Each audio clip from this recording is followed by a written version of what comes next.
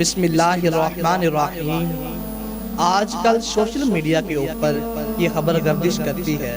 کہ جس نے سب سے پہلے ربیع الاول کی بشارت دی تو وہ جنت میں جائے گا، اور اس طرح کے اور بہت سارے وعدے اس کے ساتھ منسوخ کیے جاتے ہیں۔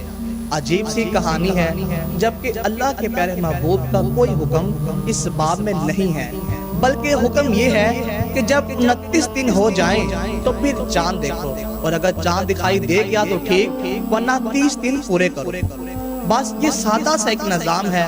باقی وہ مبارک دن، وہ مبارک لمحے، وہ مبارک مہینے کہ جن کے اندر اللہ تعالیٰ نے اپنی خاص برکتیں رکھی ہیں، تو ان سے برکتیں حاصل کرو۔ تو یہ جو ہم ایک وہ بیڑ چال کے طور پر یہ شعر ہونا شروع ہو جاتا ہے کہ فلاں مہینے کی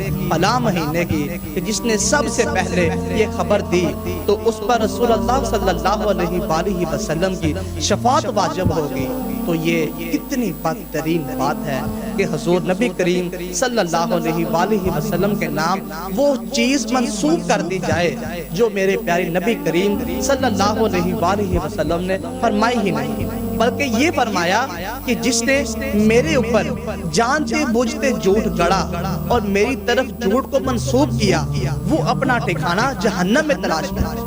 تو اس لیے یہ بات ذہن میں رکھیے گا کہ کبھی بھی جو ہے وہ حضور پاک صلی اللہ علیہ وآلہ وسلم کے نام سے ایسی کوئی بات منسوب نہ کی جائے، اور اس کو کبھی بھی شیئر نہ کی جائے۔